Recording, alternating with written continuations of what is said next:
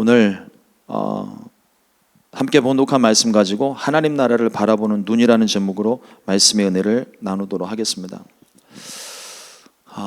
한국 뉴스가 되었든 미국 뉴스가 되었든 우리가 수시로 많은 소식들을 듣습니다. 그 많은 소식들을 들으면서 여러분들은 어떤 생각들을 하십니까? 요즘 기후변화에 대한 이야기 참 많이 하잖아요. 기후변화의 이야기를 들으면서 여러분들은 무슨 생각하시나요?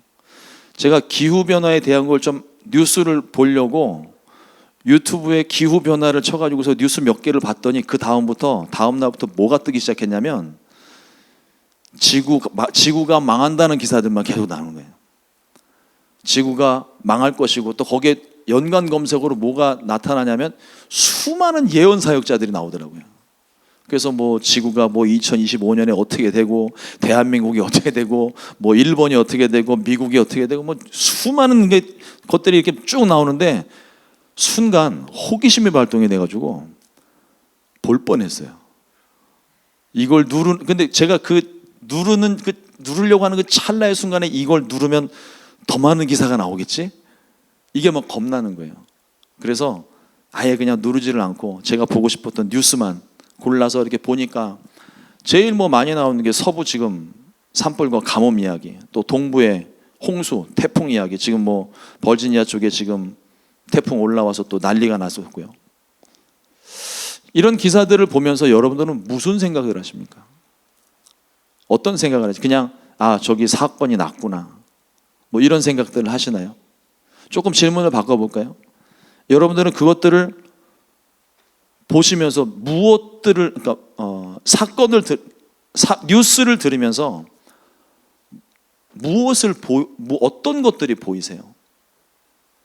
황폐한 땅, 물로 가득 채워진 땅, 산불이 나고 사람들이 살 수 없을 것 같은 그런 상황들이 보입니까? 또 지금 또다시 시작된 중동 전쟁의 기운들이 지금 또 다시 스물스물 올라오고 있고요. 기후변화, 또 정치적인 문제들, 경제적인 상황들, 이런 것들을 보면서 어떤 생각들을 하고 무엇을 보십니까? 사람들이요, 다 자기네들 기준을 가지고 뉴스를 보고 소식들을 들어요. 사람들이 흔히 하는 착각 중에 하나가 뭐냐면 다른 사람들에 대한 이야기를 굉장히 자기는 공의롭고 정의롭게 이야기한다면서 자주 쓰는 표현이 내가 객관적으로 생각해 보는데 객관적인 입장에서 내가 말해 보는데 라고 말을 해요. 근데 사람은요 절대로 객관적일 수가 없어요. 내가 객관적인 모습을 가지고 있다는 주관적인 생각을 가지고 있는 겁니다. 나는 객관적이라는 생각을 갖고 있는 거죠. 내 마음대로. 절대로 사람은 객관적일 수가 없어요. 덜 주관적일 수는 있어도 그냥 주관적일 거예요, 다. 그러니까 같은 사건을 두고서도요, 사람의 입장과 경험과 또 그 사람의 삶의 배경과 위치와 이런 것들에 따라서 똑같은 사건을 보는데 전혀 다른 얘기들을 해요. 뉴스 기사들 보세요. 어떤 사건 하나 딱 터집니다. 사건 터지면 여기에 대해서 소위 말하는 이제 정치권에서 얘기하는 우파와 좌파가 이야기하는 게 달라요.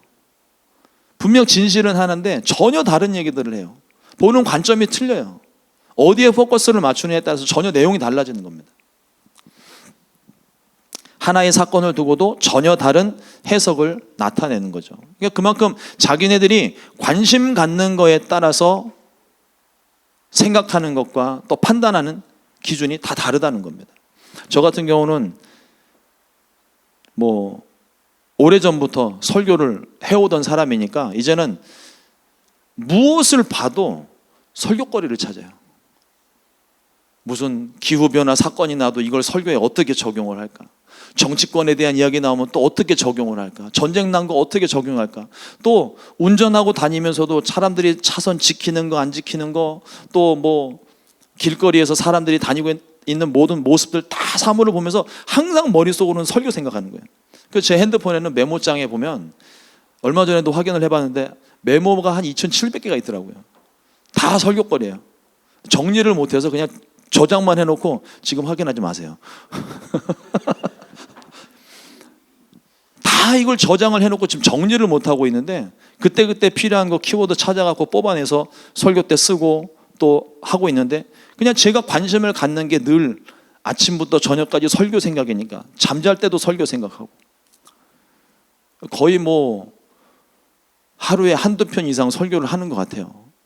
그러니까는 머릿속에는 늘 설교 생각에 말씀을 그냥 보더라도 스쳐 지나가듯이 뭐 페이스북이나 인스타그램 뭐 이런 SNS에 올라오는 동영상의 짧은 문장 하나만 나와도 이걸 어떻게 설교에 써먹을까 항상 이거 생각하는 거예요. 내가 관심을 갖는 것에 대해서 집중하게 되고 좀 더 많은 것들을 찾기 마련입니다. 여러분들도 다 지금 전공이 있고 하시는 일들이 있다 보니까 거의 모든 삶의 패턴이 거기에 다 맞춰져 있을 거예요. 다시 한번 여러분들에게 질문합니다. 우리는 지금 무엇을 보고 있습니까? 여러분들은 무엇에 관심을 가지고 계신 거예요? 하나님 말씀에 보면 로마서 8장 5절로 6절 말씀에 육신을 따르는 자는 육신의 일을, 영을 따르는 자는 영의 일을 생각하나니 육신의 생각은 사망이요 영의 생각은 생명과 평안이니라. 하나님 나라를 소유한 사람들은요, 영의 일들을 바라보고 영의 일들을 생각하게 돼 있습니다.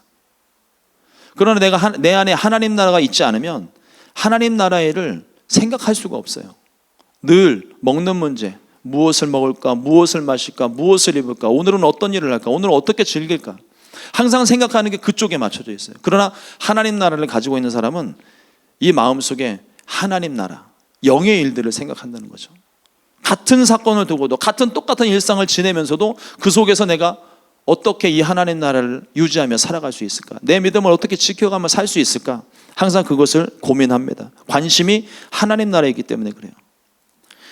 밭에 감추인 보화에 관한 비유를 예수님께서 말씀하십니다. 밭에 감추인 이 보화를 발견한 사람은요, 자신의 모든 소유를 팔아서 그 땅을 사게 됩니다. 그 보물의 가치를 봤기 때문에 그래요. 그 땅에 어마어마한 보물이 감추어져 있는 것을 안 사람은요, 아무에게도 그 얘기 안 해요. 조용히 땅 주인 찾아가서 그 땅을 자기한테 팔아. 얼마가 되든지 주니까 내가 그걸 사겠다고. 내가 빚을 내서라도 내가 이걸 사겠다고. 빚을 내는 이유가 뭐예요? 그만한 가치가 있기 때문에 빚을 낼 수 있는 거예요. 아무도 눈여겨보지 않아도 거기에 숨겨진 보화의 가치를 알기 때문에 거기에 내가 올인할 수 있는 겁니다. 다른 사람이 비웃고 놀리고 웃으며 말려도 밭보다 더 가치 있는 보화에 관심을 가졌기 때문에 다른 사람에게 절대로 그 기회를 빼앗기지 않아요. 기어이 밭을 사고 맙니다. 하나님 나라가 그거예요. 우리에게 주신 하나님 나라가 그 가치입니다. 세상 것들하고는 비교할 수 없는 가치예요. 세상 어떤 걸 갖다 줘도요, 그거를 우리가 놓칠 수 없는 것들이에요. 근데 아직까지도 내 이 속에 하나님 나라를 내가 생각하지 않고 있다. 세상 일들이 더 관심이 간다. 나는 아직 그 하나님 나라의 가치를 제대로 모르는 겁니다. 하나님 나라의 가치를 아는 사람들, 성경에 제가 두 사람을 보니까요, 스데반 집사예요. 그리고 베드로예요. 스데반 집사가 예수님 믿고 성령 받고 난 다음에 초대교회 7집사 중에 한 사람이 됩니다. 그 7집사의 기준이 뭐예요? 성령 충만한 사람, 지혜 충만한 사람, 칭찬받는 사람, 삶의 모범이 되는 사람들입니다. 근데 이 사람이 성령 받고 난 다음에 초대교회 그 환난과 핍박 가운데서 매질을 당하고 돌팔매질을 당하는데 자기가 죽어가고 있는 그 상황 가운데 그의 얼굴이 해와같이 빛났다고 되어 있어요. 왜 해와같이 빛났습니까? 이 세상에서 발견할 수 없었던 예수님을 본 거예요. 하늘에 계신 하나님, 주님을 본 거예요. 주님을 보고 나니까 이 세상 것들이 아무것도 의미가 없는 거죠. 자기 목숨도 이게 의미가 없는 거예요. 주님을 본 것만으로도 내가 죽든지 살든지 주님 때문에 기뻐하는 삶. 베드로도 보세요. 베드로가 어떤 사람이었습니까? 수제자였긴 했지만 예수님께서 십자가에 달리시던 날 아마 12제자 중에 제일 먼저 도망갔을 거예요. 성격이 급한 사람이잖아요. 아니다 싶으면 냅다 튀는 사람이에요. 근데 그 베드로가 예수님 모른다고 부인했고 저주하기까지 했던 그 베드로가, 예수님 십자가에 달리실 때는 코빼기도 비치지 않았던 그 베드로가 부활의 주님 만나고 성령 받고 그 다음에 어떻게 됩니까? 그 겁쟁이가 사람들 많은 그 자리에서 너희가 죽인 예수가 너희가 그토록 기다리던 메시아였다고 담대하게 복음을 선포합니다. 그리고 그 복음을 전하던 이 베드로는요, 나중에 붙잡혀서 죽음, 순교를 당하는데 내가 어떻게 예수님과 같은 모습으로 십자가에 죽을 수 있느냐. 나를 거꾸로 매달아라. 그만큼 이 겁쟁이였던 베드로가 담대할 수 있었던 이유는요, 그 속에 하나님 나라를 가졌기 때문이에요. 주님을 봤기 때문입니다.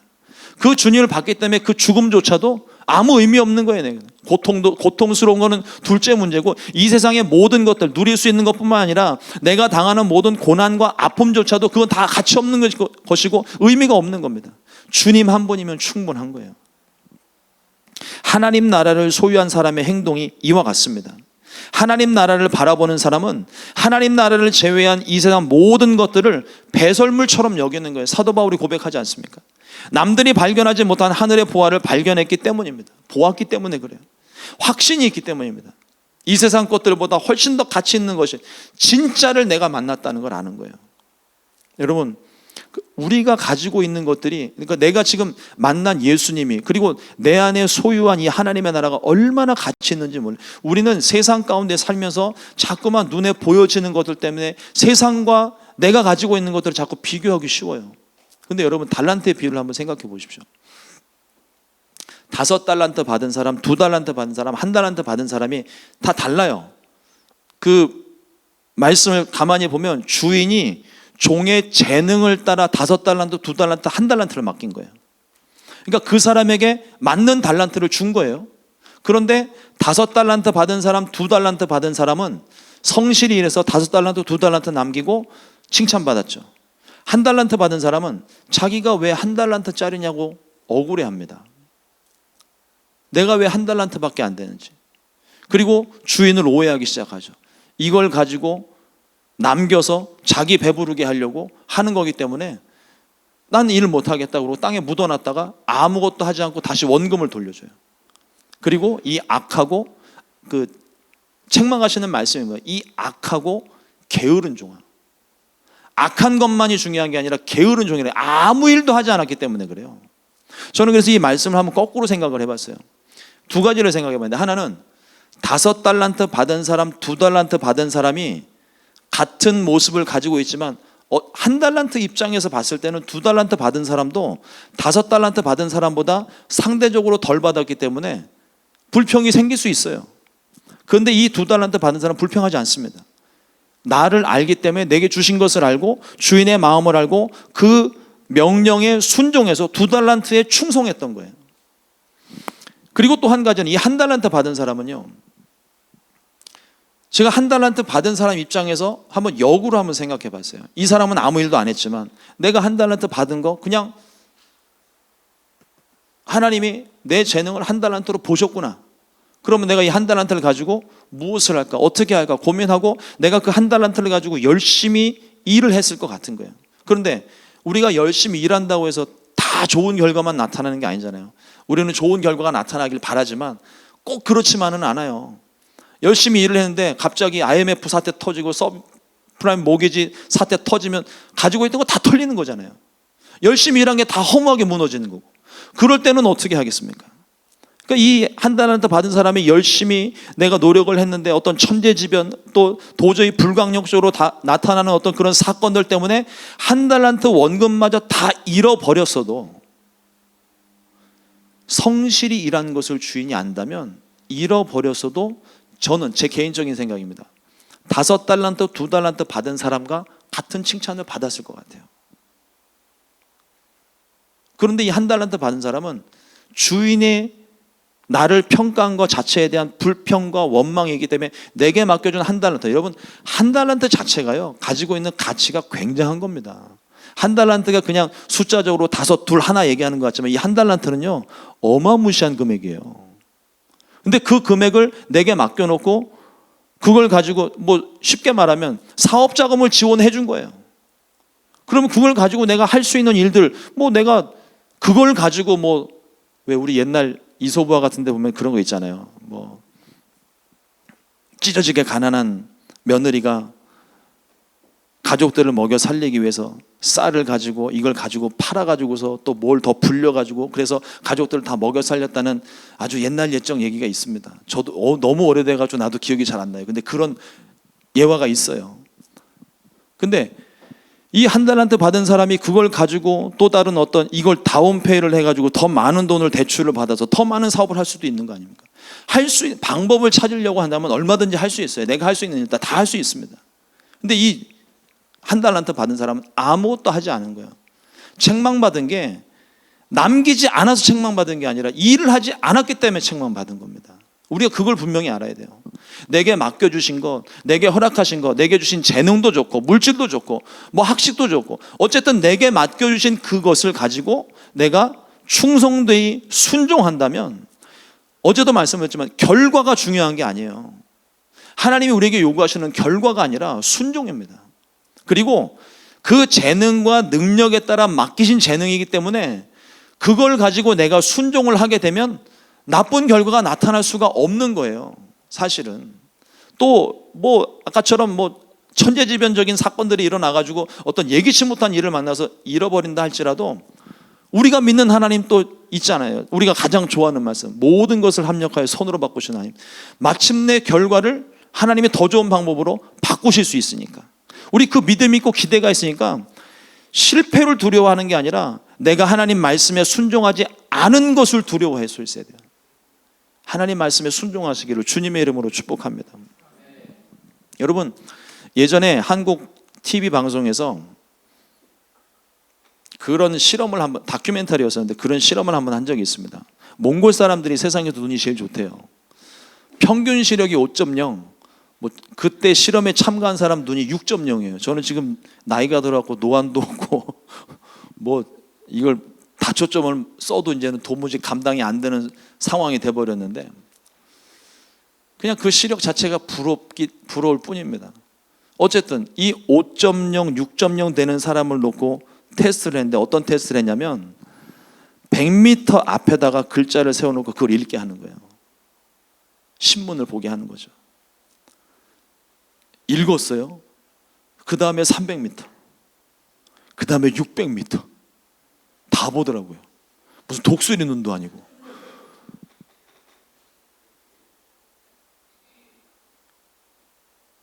제가 예전에 그거를 한번 설교 때 인용을 하느냐고 제가 거리를 계산해 봤었는데 한국을 방문해 보셨던 분들은 뭐 어느 정도 감이 있으실 거예요. 살았던 분들은. 뭐 제가 여기는 지금 제가 거리 계산을 어떻게 해야 될지 몰라갖고 제가 이건 계산을 못했는데 한국에 보면은 경복궁에서 이순신 동상이 있는 데까지가 600m예요. 경복궁 앞에 서가지고 이순신 동상 앞에 있는 신문 글자를 읽는 겁니다. 굉장한 거예요. 우리는 지금 요 길 앞에 혹시 주유소 있는지 모르겠는데 주유소에 있는 간판도 한 이 정도 거리 떨어지면 안 보여요. 얼마인지, 오늘 얼마 금액이 나와 있는지 안 보이는데 이 사람들은 600m 바깥에 있는 신문을 보는 사람들이에요. 제가 그 시력을 보면서 참 놀랐습니다. 그런데 아무리 6.0이어도 600m를 넘고 1km가 되고 뭐 몇 마일씩 떨어져 있는 거리가 되면 눈의 한계라는 게 있어요. 못 봐요. 뭐 7.0 아니라 8.0 할아버지도 그건 못 보는 거예요. 아무리 시력이 좋아도 10km, 20km 바깥에 있는 글자를 볼 수는 없습니다. 육신의 눈에는 분명한 한계가 있어요. 아무리 좋고 실력이 좋아도 육신에게는 한계가 있습니다. 그런데 굳이 이런 좋은 시력이 아니어도 하루하루 벌어지고 있는 일들을 보고 있노라면 내 마음이 답답한 거예요. 오늘은 또 무슨 사건이 터질까? 뭐 생각지도 않았던 뭐 총기 사건 나고, 뭐 어제도 보니까 뭐 LA 한인타운에 뭐 편의점이 14군데가 털렸다고. 한인타운이 아니라 그냥 편의점 14군데가 털렸다는 기사가 어제 또 보였는데, 이런 것들을 보면은 그냥 답답하고 때로는 두렵기도 하고 혹시 내가 당하지는 않을까 걱정도 하고 뭐 그렇습니다. 근데 이럴 때 우리가 주의해야 될 게 세상을 바라보는 육신의 눈을 감고 영의 눈으로 바라볼 수 있어야 됩니다. 영의 눈으로 바라보게 되면 지금 내가 보고 있는 것들 때문에 답답한 마음이 영의 눈을 뜨고 보면은 그게 답답한 일이 아닌 거예요. 육신의 눈으로 보니까, 이 세상의 관점으로 보니까 그 일이 답답한 거예요. 그러나 영의 관점으로 보게 되면 그 일이 결코 답답할 일이 아닙니다. 보이는 환경이 답답한 거지 우리 하나님이 답답하신 게 아니에요. 기도할 때요, 아마 여러분들이 그런 질문을 해보신 분들 계실 텐데, 기도할 때 왜 눈을 감고 기도를 해야 되나? 학생들한테 제일 많이 듣는 질문 중에 하나예요. 기도할 때 왜 눈을 감아야 되지? 선생님이 감으라니까, 목사님이 감으라니까 우리 눈 감고 기도합시다 그러니까 다 눈 감고 기도해야 되는 줄 알고 기도하는데 눈을 왜 감는 거예요? 한번 생각해 보신 적 있으세요? 왜 기도할 때 눈을 감고 기도를 할까요? 첫째는 집중이 안 됩니다. 기도하는데 옆에서 계속 누가 왔다 갔다 하고 누가 또 뭐 꼼시락꼼시락 거리고 그러면 기도하다가 집중력이 흩어지는 거예요. 기도는 전적으로 하나님께 집중하는 겁니다. 근데 이 기도를 할 때 눈을 감고 기도를 하다 보면요, 내가 문제가 있어서 하나님께 기도를 시작을 합니다. 기도를 시작하고 하다가 보면 어느 정도 시간이 지나고 나면 이제 영안이 살짝 열려서 이 기도한 내용이 이루어진 것을 보게 돼요. 믿음으로 보게 되는 겁니다. 그리고 우리가 기도할 때도 그게 시간이 지나도 보여지지 않더라도 자꾸 눈으로 그리는 거예요. 4차원의 영성, 아마 목사님이 양육하신 걸로 알고 있는데 믿음으로 바라보는 거예요. 이루어진 걸 미리 바라보는 겁니다. 믿음으로 바라보는 그 기도를 계속 하는 거예요. 근데 그 기도를 하고 난 다음에 눈을 딱 뜨면 현실이 보여요. 그러면 방금 눈 감고 기도할 때 가지고 있었던 믿음이 순식간에 싹 사라집니다.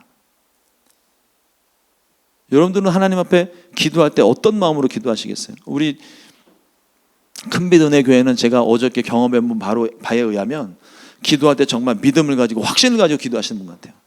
근데 어느 교회 성도님들을 보면은요, 기도할 때는 정말 뜨겁게 기도를 합니다. 막 기도를 하고 나갈 때는 한숨 쉬면서 나가요. 어느 교회라고는 제가 말씀 안 드리겠습니다. 저랑 아주 가까운 데 있는 교회. 그 모습이 어떤 모습인 거예요? 기도는 했는데 믿음 없이 기도하는 거예요. 우리 하나님이 이루어 주실 것을 믿고 기도를 해야 되는데 믿음 없이 기도하니까, 기도할 때는 기도하라고 그러니까 막 목이 터져라 기도를 하는데 그냥 인간적인 열정에 기도하고 나갈 때는 근심 걱정 가지고 나가는 거예요. 여러분, 기도는요, 하나님이 내 기도를 들어주실 걸 믿고 기도하는 거예요. 믿음이 없는데 왜 여기서 부르짖습니까? 하나님이 이루어질 것을 안 믿는데 왜 여기서 기도를 하는 거예요? 그 시간 낭비죠. 믿음이 있으니까 하나님께 기도하는 거예요. 그리고 하나님께서 내 기도를 들어달라고 믿고 구하는 겁니다. 눈을 감고 기도를 하게 되면 어느 순간 믿음을 가지고 이루어진 것을 보게 되는데, 눈을 뜨면 현실이 보이니까 때로는 낙심될 수 있어요. 그런데 우리가 그럼에도 불구하고 계속 기도를 하다 보면은요, 눈을 감았을 때 믿음 있는 것, 눈을 떴을 때 믿음 없는 사이의 간격이 점점 좁아집니다. 그리고 마침내 눈을 떠도 이루어진 게 보이는 거예요. 그게 믿음의 역사입니다. 믿음은 바라는 것들의 실상이요 보이지 않는 것들의 증거라고 말씀을 합니다. 우리가 기도하면 기도할수록 이 간격이 좁아지고, 그 다음 단계는 뭐냐면요, 이 간격이 좁아진 것이 현실로 나타날 때까지 우리의 기도가 쉼이 없어야 돼요. 내가 이 믿음은요, 다른 말로 표현하면 기다림입니다. 하나님이 내게 보여주신 게 있어요. 이미 이루어진 게 저 앞에 있습니다. 믿음으로 바라보는데 그게 내 눈앞에 현실이 될 때까지 기다리는 게 믿음이에요. 그러니 이 믿음을 우리가 중간에 포기해도 안 되고 기도를 멈춰서도 안 되는 겁니다. 기도는요, 응답이 올 때까지 계속 기도해야 되는 거예요. 처음 제가 말씀드린 것처럼 농담처럼 말씀드리지만 그게 농담이 아닌 게, 성령 대망에는 성령 받으려고 기도하는 거면 성령 받을 때까지 기도해야 되는 거예요. 중간에 쉬는 게 아니에요. 우리의 기도도 마찬가지입니다. 내가 문제가 있어서 하나님께 기도를 하게 되는데 이 기도가 응답될 때까지 내 기도가 쉼이 없어야 돼요. 그런데 성경에 또 다른 곳에 뭐라고 되냐면, 우리가 욕심으로 정욕으로 구하는 기도는 응답이 없다고 그랬어요. 이루어지지 않는다고 그랬습니다. 그러면 내가 기도하는 이 기도가 제대로 기도하는 건지 내가 어떻게 알아요? 나는 몰라요. 그런데 내가 하나님의 뜻을 구하면서 하나님께 계속 기도를 하면은요, 내가 바꾸는 게 아니라 어느 순간 내 기도가 바뀌어요. 하나님의 뜻대로 내 기도를 하나님이 바꾸십니다. 어느 날 갑자기 내 기도가 전혀 다른 기도를 하고 있는 거예요. 성령님이 내 마음 가운데 뜻을 알게 하시고 그 뜻대로 구하게 하시니까 내 기도가 바뀔 수밖에 없는 거예요. 그러니까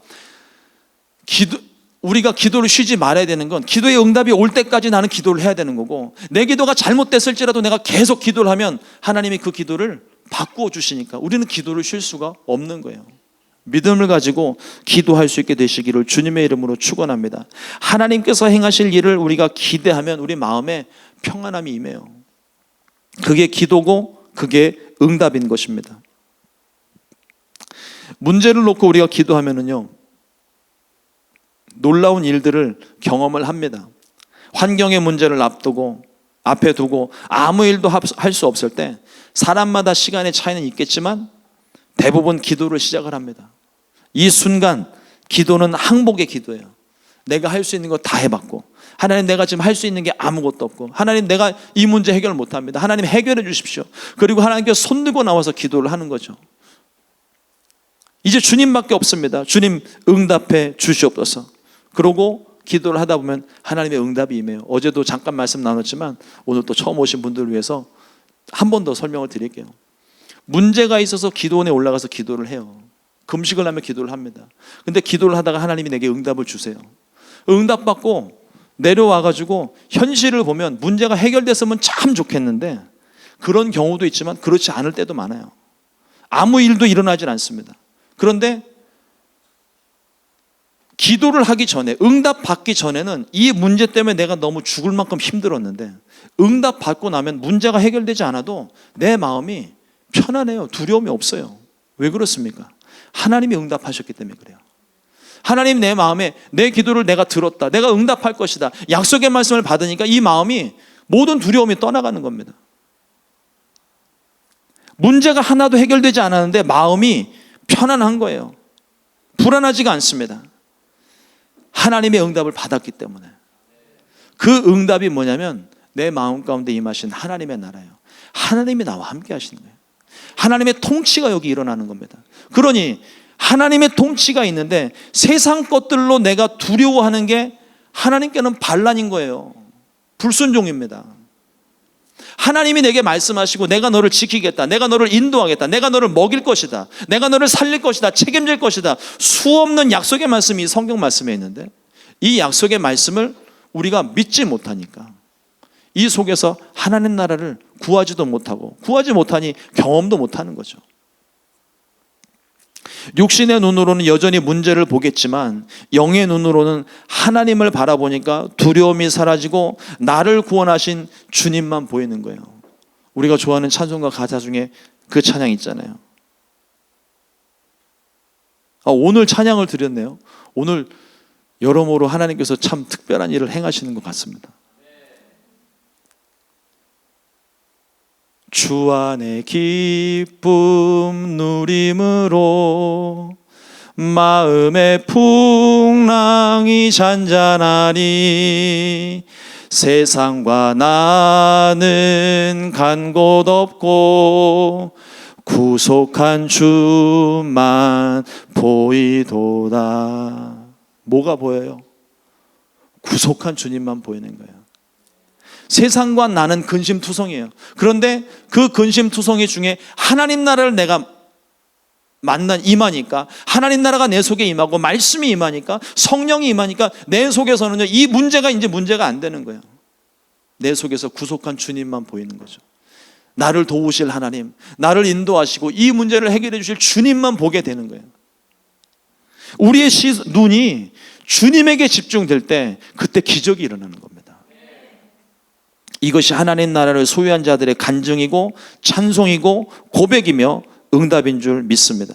오늘 말씀에 누가복음 17장 20절로 21절 말씀 제가 다시 한번 좀 봉독해 올립니다. 바리새인들이 하나님 나라가 어느 때에 임하나이까 묻거늘 예수께서 대답하여 이르시되 하나님의 나라는 볼 수 있게 임하는 것이 아니요 또 여기 있다 저기 있다고도 못하리니 하나님의 나라는 너희 안에 있느니라. 어제 말씀이 뭐예요? 하나님 나라가 이미 너희에게 임하였느니라.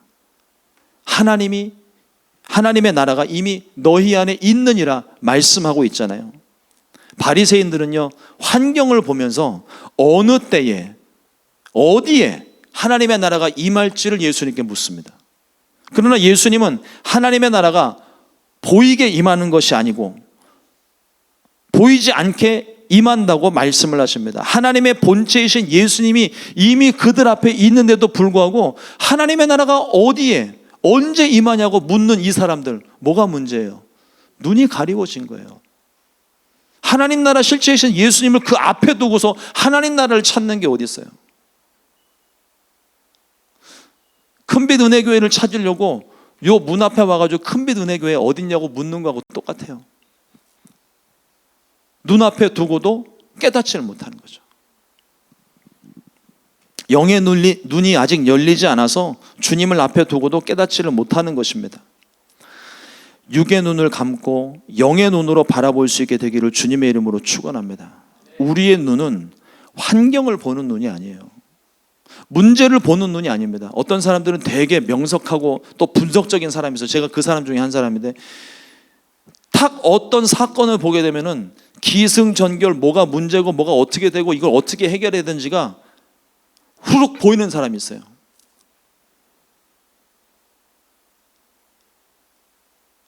이렇게 분석하고 나가는 사람은요, 하나님 나라를 경험하기가 정말 힘듭니다. 하나님의 나라는 어제 우리 잠깐 나눴지만 어린아이처럼 순수해야 되고 단순해야 돼요. 복음도 굉장히 단순해요. 복잡하지 않습니다. 그리고 말씀에 순종하는 것, 우리가 순종하지 못하는 이유가 내 마음속에 복잡한 생각이 많아서 그래요. 하나님이 뭘 하라 말씀하셨는데 내 속에서는 벌써 뭐가 손해가 되고 뭐가 이득이고 이걸 이렇게 하면 사람들이 나를 어떻게 보고 이거 벌써 머릿속으로 다 계산하고 있어요. 그래서 순종이 안 되는 거예요. 순종은 들었으면 바로 행해야 됩니다.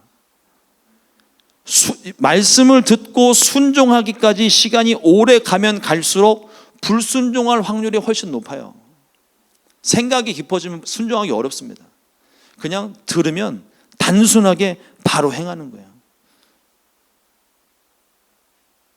우리 목사님이 그 과신 것 같아요. 그죠?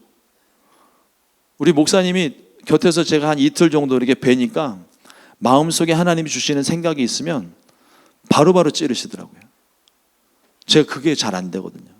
저는 굉장히 점잠 빼고 이거저거 고려하고 상대방 생각하고 뭐 이거 다 고려를 하는데 목사님은 그냥 직선이에요. 그냥. 그죠? 제가 제대로 본 거 맞죠? 살살 하세요. 근데 저는 너무 부러워요. 그게 교회를 탄탄하게 만드는 거거든요. 그게 교회를 강력하게 이끌어 나가는 겁니다. 큰빛 은혜교회가 지금 이 짧은 시간 안에 이처럼 탄탄하게 세워질 수 있었던 이유는 하나님께서 우리 목사님의 기질을 사용하신 것 같아요. 그리고 거기에 순종하는 여러분들, 굉장히 공부들 많이 하시고 머릿속에 되게 복잡하실 것 같은데 목사님을 통해서 얘기를 들어보니까 굉장히 단순하게 순종하셨더라고요. 그게 힘입니다. 그게 하나님 나라를 경험하는 열쇠예요. 많이 생각 안 하는 겁니다. 하나님이 말씀하셨으면 이유 여하 막론 안 하고 기승전 순종. 어제도 말씀드렸잖아요.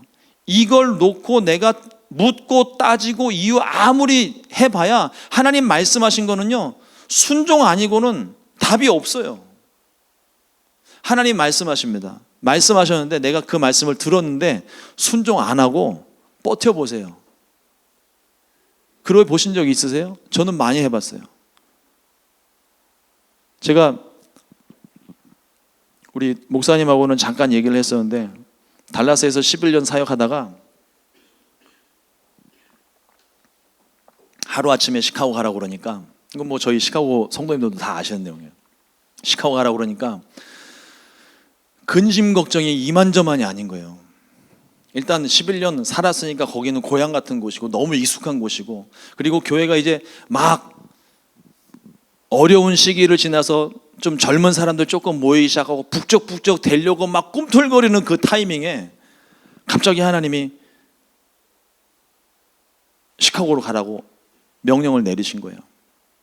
그리고 저희 둘째가 대학 진학을 앞두고 11학년으로 올라가는 타이밍인데 제일 중요한 시기잖아요. 그리고 나름 그 학교에서 열심히 노력을 해가지고 선생님들로부터 인정을 받아서 대학 가는데 뭐예요 그거 선생님들 써주는 거 있잖아요. 그거 추천서 쓰는 것도 걱정 없이 그냥 받을 수 있을 만큼 잘 했어요. 근데 그걸 다 내려놓고 가려고 그러니까 내가 가는 건 문제가 아닌데 나머지 것들을 생각을 하니까 이게 도저히 마음이 내키지가 않는 거예요. 그래서 제가 7월 넷째 주에 설교를 하러 오라고 시카고에서 연락이 왔는데 마지막 주일 이틀 전 금요일까지 티켓팅을 못하고 있었어요. 확 뒤집을까? 이런 생각을 했거든요. 뒤집고 이제 그 모 교회와는 연을 끊고 내 길을 가겠다. 실제 이런 생각까지 했었어요. 그런데 그날도 금요 예배를 마치고 저는 늦게까지 철회를 하고 새벽 2시까지 남아서 기도하다가 집에 들어왔는데 아내가 저에게 그 얘기를 하는 거예요. 저희 둘째 딸이 금요 예배를 마치고 집에 오는데 엄마한테 그랬대요. 엄마, 아무래도 아빠 하나님 말씀대로 순종해야 될 것 같아. 그 얘기를 딱 했다는 거예요. 근데 제가 그 순간 이거는 돌이킬 수가 없겠구나. 직감적으로 알았죠. 그래서 그때 티켓팅을 한 거예요. 비싸게 했습니다. 비싼 만큼 비싸게 배웠죠. 순종하지 않으면, 하나님 말씀을 듣고도 내가 순종하지 않으면 이 마음이 편하지가 않아요. 이 마음이 언제 편해지냐면 순종해야 편해져요. 그러니까 우리 마음 가운데 뭔가 불편한 것이 있다 그러면 일단 먼저 생각해 봐야 되게 내가 뭘 순종 안 했지? 이 순종이 돼야 마음이 비로소 편안해지는 거예요. 그러니 여러분 괜히 사서 고생하지 마시고 말씀 떨어지면 아멘, 그죠? 목사님? 아멘 하고 그냥 가는 거예요.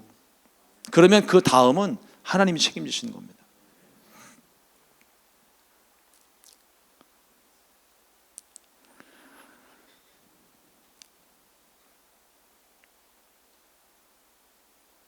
우리가 바라보는 게 환경이 아니고 세상도 아니고 내가 가진 문제 아니에요.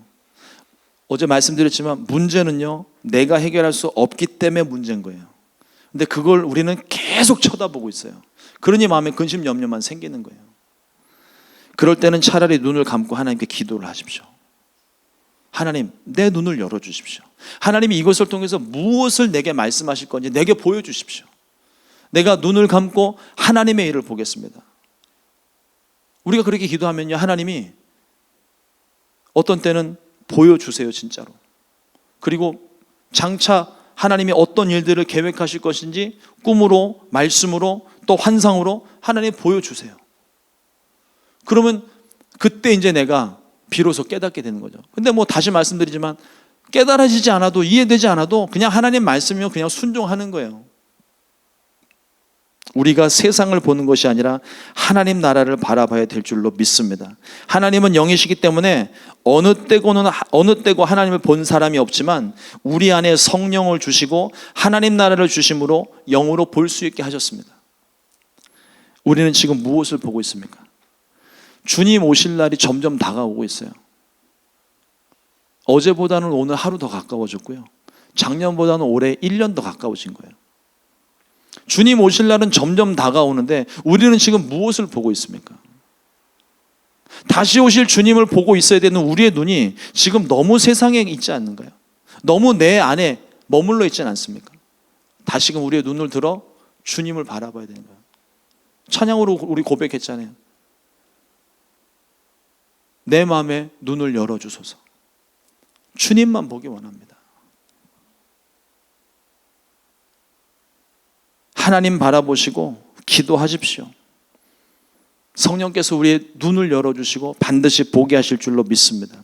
하나님의 통치와 간섭하심이 여러분들의 삶에 직접적으로 임하기를 원합니다.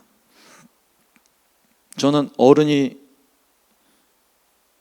아직도 제 마음은 어린애지만 아이를 낳고 자식을 키우면서 비로소 부모님의 은혜 그리고 부모님의 그 잔소리가 뭔지를 깨닫기 시작합니다. 학창 시절에는요, 부모님이 무슨 소리를 해도 이게 마음에 들어오질 않는 거예요. 내가 어떤 날은 정말 이대로는 안 되겠다, 공부 열심히 해야 되겠다, 그리고 작정을 하고 책상머리에 딱 앉았는데 저희 어머니가 요한아 공부해라 그러면 책을 탁 덮어요. 갑자기 공부할 마음이 싹 사라지는 거예요. 내가 알아서 할 건데 왜 말씀하시지? 또 무슨 내가 실수하거나 조금 잘못되는 일이 있으면 계속 했던 얘기 또 하시고, 내가 너 잘 되라고 하는 얘기지 내가 너 못 되라고 하는 얘기냐, 네가 자식을 낳아봐야 내 마음을 알지 네가 지금은 내 마음을 모른다, 계속 말씀을 하세요. 근데 그때는 제 솔직한 고백인데요, 어머니가 말씀하시면 발가락을 꼼지락꼼지락 거리면서 또 잔소리네 이랬거든요.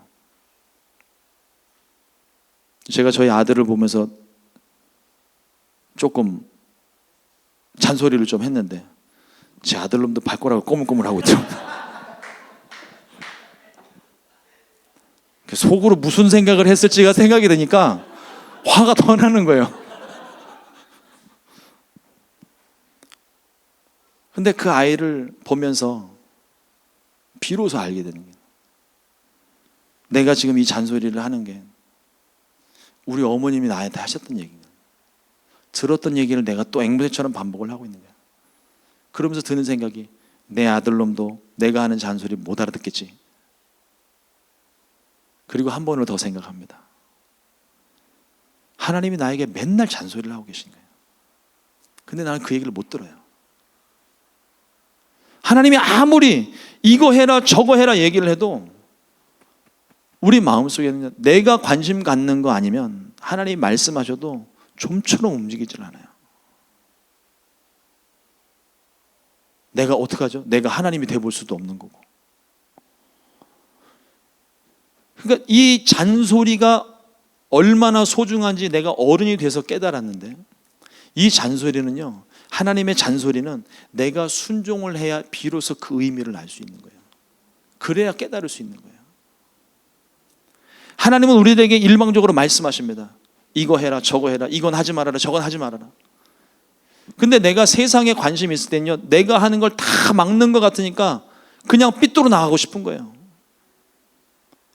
근데 어느 순간에 내가 깨닫고 내 죄를 깨닫고 회개하고 돌아서고 나서 보니까 그게 다 나를 위해 하신 말씀인 거예요.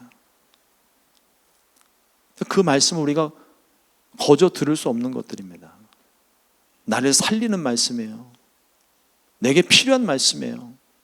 그리고 어느 때보다도 지금 나에게 꼭 필요한 말씀을 주시는 거예요. 그 말씀이 내 귀에 조금 거슬리고 내가 원하는 대답이 원하는 음성이 아니어도 나는 그 말씀을 들을 수 있어요. 저는 성경 말씀 보면서 제가 특별히 선지서들의 말씀을 제가 좀 즐겨 읽는 편인데, 예전에 은혜가 없을 때는요, 선지서 말씀들이 도무지 은혜가 되질 않으니까 건너뛰는 거예요. 이 말씀, 어떤 심판의 말씀이 있고 또 어떤 징계의 말씀들이 있으면 이거는 내 친구 누구한테 하는 얘기고, 이거는 김 집사님이 하는 얘기고, 이거는 저쪽에 저기 장로님 들으라고 하는 말씀인 것 같고, 내 얘기는 도대체 어디 있는 거야? 그러고서 이러고 찾아갔거든요. 근데 여러분, 하나님의 말씀은요, 제가 놀라운 사실을 하나 발견했는데, 가끔 그럴 때 있어요. 아마 경험이 있으실 것 같아요. 앞에서 강대상에서 목사님이 막 설교를 하는데, 야, 이건 누가 들어도 김 집사님을 놓고 하는 얘기 같아요. 이 소리는 김 집사님이 꼭 들어야 되는 말씀인데 김 집사님 지금 듣고 있나고 이렇게 보고 있으면 영락없이 자고 있어요. 아니면 그날 안 왔거나. 근데 왜 그 말씀이 나한테 들리는 걸까요?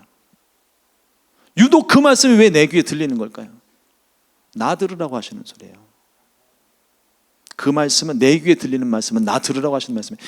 말씀이 읽는데 갑자기 막 심판의 말씀 나오니까 이게 막 나하고는 상관없는 것 같은데 너무 무서운 말씀이고 두렵고 떨리는 말씀이어서 이걸 건너가는 순간 은혜는 없는 겁니다. 두렵고 떨리는 말씀이어도 이 말씀을 내 말씀으로 받아야 돼요. 하나님이 내게 들려주고 유독 그 말씀이, 다른 말씀도 아니고 유독 그 말씀이 내 마음에 부딪히고 내 마음에 찔림이 있으면요, 그거 내 마음 찔리시는 거예요. 다른 누구 들으라고 하시는 말씀에, 여러분 말씀 적용은요 절대로 다른 사람한테 하는 거 아닙니다. 말씀 적용은 나한테 하는 거예요. 내가 말씀을 받는데 당신 말씀에 이렇게 돼 있는데 당신 행동 똑바로 해. 다른 사람한테 적용할 거 하나도 없어요. 그 말씀을 가지고 그 찌르는 그 말씀이 결국은 날 찌르는 말씀이에요. 나보고 하시는 말씀이에요. 여러분 야복 강가에서 야곱이 형 에서를 만나러 가는 그 자리에서 하나님께 살려달라고 밤새도록 씨름하며 기도하잖아요. 구체적인 내용은 안 나오는데 뭐 내용 뻔하잖아요. 형 에서의 마음을 온유하게 바꿔주사 나를 용서하시고 나를 끌어안게 하옵소서, 사랑으로 하나 되게 하옵소서, 뭐 이런 기도 아니겠어요? 그걸 밤새도록 기도한 거예요. 천사와 씨름하면서 기도한 거예요. 근데 결국 어떻게 됩니까? 야곱의 환도뼈를 치시잖아요. 저는 그 메시지를 어떻게 받았냐면 변해야 될 건 에서가 아니라 너야. 저는 이렇게 받은 거예요. 야곱의 기도는 에서 형을 바꿔달라는 기도였는데 결과적으로 나타난 건 내가 바뀐 거예요. 그리고 에서가 왔을 때는 이미 에서의 마음은 다 변해 있는 거예요. 그러니까 그 순간에 하나님이 우리에게 주시는 말씀은 나에게 주시는 말씀인 거예요. 제가 저희 교회 성도님들한테 항상 하는 말씀이 있거든요. 나에게 주시는 말씀이니까, 그리고 내게 보여주시는 것들이니까 성전 다닐 때 쓰레기 보이면 누가 치우겠지, 뭐 환경 담당하시는 집사님이 치우겠지, 절대 그런 생각하지 말고 당신이 치우라고. 내가 치워야지. 그걸 누가, 다른 사람은 못 봤는데 왜 내 눈에 그게 보였을까요? 나더러 치우라고 하나님 보여주신 거예요. 그럼 내가 치우면 간단할 문제인데 이걸 내가 치우지 않고 뭐 김 집사님 뭐 교회에서 뭐 하는 일도 하나도 없는데 청소도 안 해 뭐 이러면서 말 시작하면은요 교회 다 깨지는 거예요. 하나님이 그걸 원하시는 게 아니잖아요. 하나님께서 우리 가운데 주시는 말씀 하나하나, 그게 잔소리처럼 들리지만 그 말씀을 내 것으로 받으세요.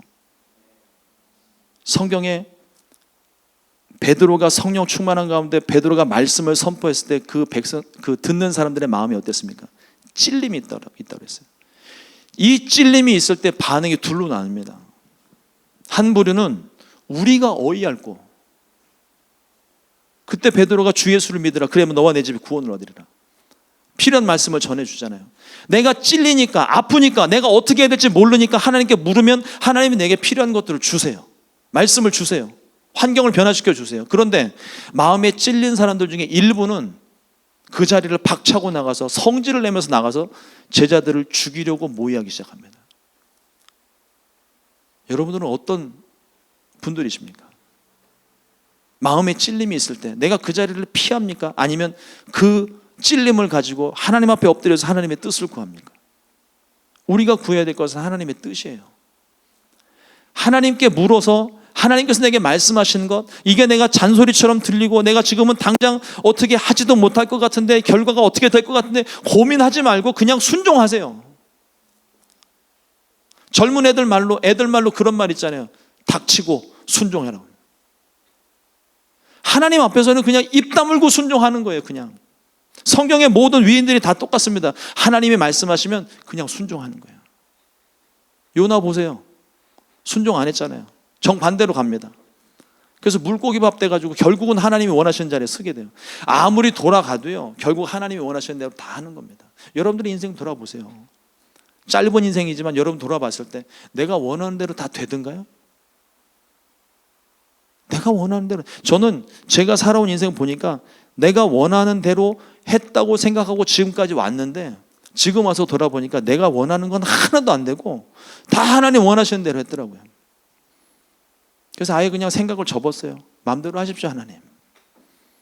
이제 그냥 알아서 하나님이 하실 거 하시고 필요한 데 갖다 쓰시고 보내려면 보내시고 마음대로 하십시오. 아예 그냥 생각을 바꿨습니다. 그랬더니 마음이 편해요. 하나님의 통치와 간섭하심이 여러분들의 삶 가운데 임하기를 주님의 이름으로 축복합니다. 하나님의 다스림입니다. 하나님이 여러분들의 삶을 다스리시는 거예요. 하나님의 일은 어떤 일일지라도 우리의 힘으로 되는 것이 아니라 우리의 능력만으로 되지 않고 지혜로도 되지 않으며 오직 우리를 도우시는 성령의 능력으로 되는 것입니다. 성령에 힘입어 귀신들이 떠나가는 것이면 하나님 나라가 임하였느니라. 그 하나님 나라가 저와 여러분들 안에 이미 임했어요. 그 하나님 나라가 내 안에 충만하게 이루어지려면 하나님 말씀에 무조건 순종하십시오. 이해되지 않아도 순종하세요. 손해가 나도 순종하세요. 순종하면 나머지는 하나님이 채워주시는 것입니다. 우리의 눈을 들어서 자꾸 이런 결과 저런 결과 보지 마시고, 환경 보지 마시고, 내가 처한 묶여있고 가로막힌 상황들 보지 마시고, 그 문제를 넘어서서 보세요. 그 위에서 우리를 지켜보시는 하나님이 우리가 어디로 나가야 될지, 또 우리가 나갈 길이 다 막혀있으면 성경에 뭐라고 기록합니까? 능히 피할 길을 내사. 여러분, 그 길이 우리가 순종하며 나가야 되는 길이에요. 그 길이 좁다고 해서 여러분, 이 성전에서는 절대 일어나면 안 되는 일이지만 만약의 경우에 화재가 났다 그러면 여러분 나가는 길이 어디 있습니까? 엑시 사인이 있는 또 딱 요 두 문밖에 없어요. 근데 이게 만약에 잠겨 있어요. 고장 났어요. 그럼 어떻게 합니까? 피할 길을 내야죠. 창문 뚫어야 돼. 근데 이 창문 뚫었는데 막 저 창살이 막 뾰족뾰족하고 유리가 파편이 있어서 위험하다고 안 나갑니까? 급하면 다 나가야 돼. 열린 문은 저거 하나밖에 없어요. 하나님이 내시는 피할 길이 그거예요. 내가 가로막힌 그 길 가운데 하나님이 내시는 길이 넓은 길일 수도 있지만 좁은 길일 수도 있어요. 험한 길일 수 있어요. 외로운 길일 수 있고 아주 생명을 다투는 그런 상황일 수도 있습니다. 근데 그 상황 가운데 하나님이 여시는 그 길, 내가 순종해야죠. 안 할 수 없는 거예요. 내가 살기 위해서는 순종하는 수밖에 없습니다. 마찬가지예요. 모든 문제에서 하나님이 나를 인도하시는 그 길로 내가 순종하며 나아갈 때 우리가 평안하게 살 수 있는 거예요. 이러므로 육신의 눈으로 환경 보지 마시고 영의 눈으로 주님이 인도하시는 그 길, 주님이 여시는 그 길 보게 되시기를 주님의 이름으로 축원합니다. 기도하겠습니다.